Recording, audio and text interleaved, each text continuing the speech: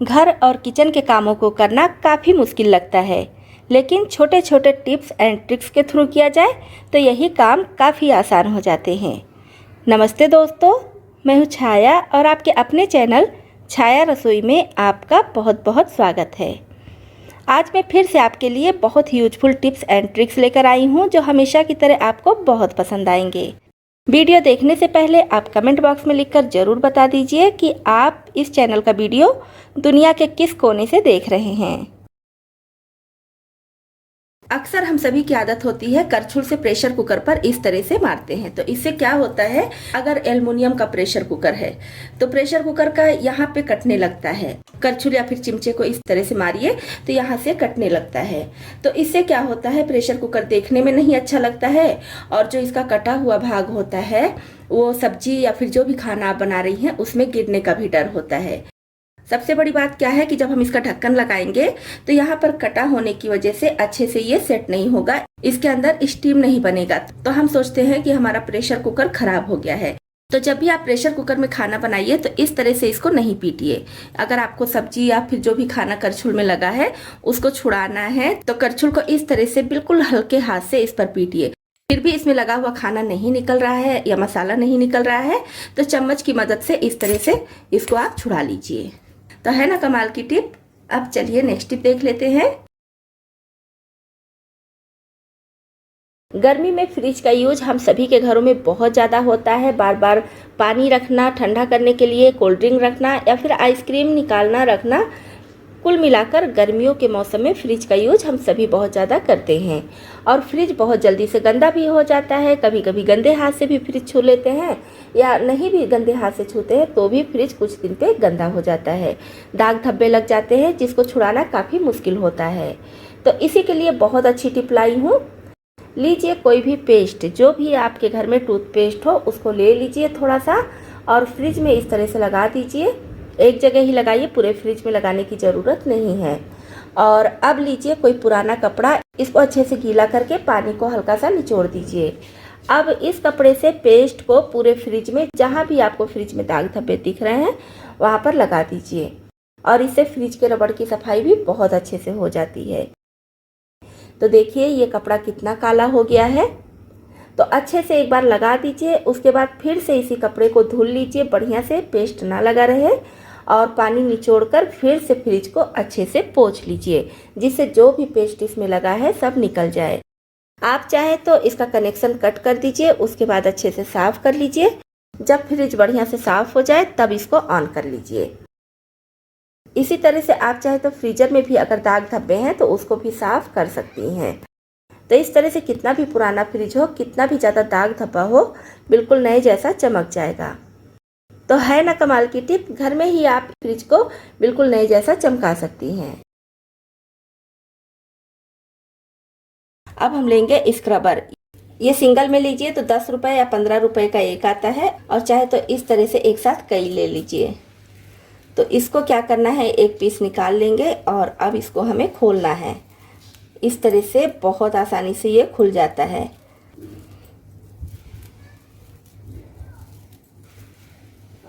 तो ये देखिए इस तरह से इसको हम बाहर निकाल लेंगे और अब इसको खोल लेंगे। ये काफ़ी बड़ा होता है, छोटा बड़ा दोनों साइज का आता है, तो आप कोई भी अपनी पसंद का ले लीजिए।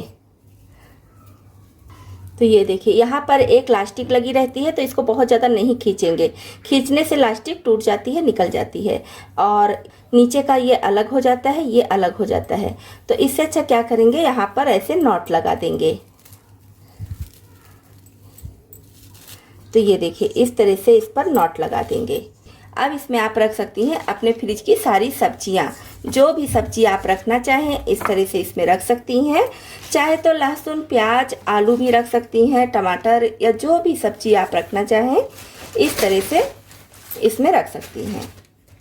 आपके घर में जो भी सब्जियां हैं सब इसमें रख के यहाँ पर चाहे तो रबड़ बैंड लगा दीजिए या तो फिर यहाँ भी ऐसे नॉट लगा दीजिए। अब इसको आप फ्रिज में रखेंगी तो आपकी सब्जियां एक जगह इकट्ठा रहेंगी, पूरे फ्रिज में इधर से उधर फैली नहीं रहेंगी और फिर इनको छांटने की भी ज़रूरत नहीं पड़ेगी कि कौन सी सब्जी हमें बनानी है, कौन सी छांटें। इस तरह से कई सारा स्क्रबर ले लीजिए, सब में अलग अलग सब्जियां करके फ्रिज में रखिए। तो आपके फ्रिज में जगह भी अगर कम है तो भी ये सब्जियां अच्छे से सेट हो जाएंगी और आपका समय भी बच जाएगा। तो इस तरह एक छोटे से स्क्रबर में आप ढेर सारी सब्जियां रख सकती हैं। तो है ना कमाल की टिप। अब चलिए नेक्स्ट टिप देख लेते हैं। नेक्स्ट टिप के लिए कढ़ाई में डालेंगे नमक। मैं 4 से 5 टेबल स्पून नमक इसमें डाल दी हूँ। इस नमक का यूज आप सालों कर सकती हैं। इसको जब ये ठंडा हो जाए तो किसी एयरटाइट डिब्बे में स्टोर करके रख लीजिए और फिर जब भी आपको यूज करना हो तो यूज कर लीजिए। चाहे तो केक बनाइए, चाहे तो कोई चीज़ अगर भूनना है तो उसको भी भून सकती हैं। नमक को इस तरह से फैला देंगे और फ्लेम हाई कर देंगे जिससे जल्दी से गर्म हो जाए। तो नमक अच्छे से गर्म हो गया। अब इसमें हम डालेंगे चना। तो ये नॉर्मल चना नहीं है, इसको कहते हैं पहलवान चना। तो यही चना भूनने के काम आता है। इसका छिलका पूरी तरह से अलग हो जाता है और जो नॉर्मल चना आता है जिसको हम भिगा कर खाते हैं या सब्जी बनाते हैं, अगर उसको इस तरह से भूनेंगे तो बहुत अच्छे से नहीं भूनेगा, उसका छिलका बहुत अच्छे से अलग नहीं होता है। तो ये चना हम इसमें डाल देंगे। अब चलाते हुए इसको हमें भूनना है। फ्लेम हाई ही रखेंगे और लगातार इसको चलाते रहेंगे।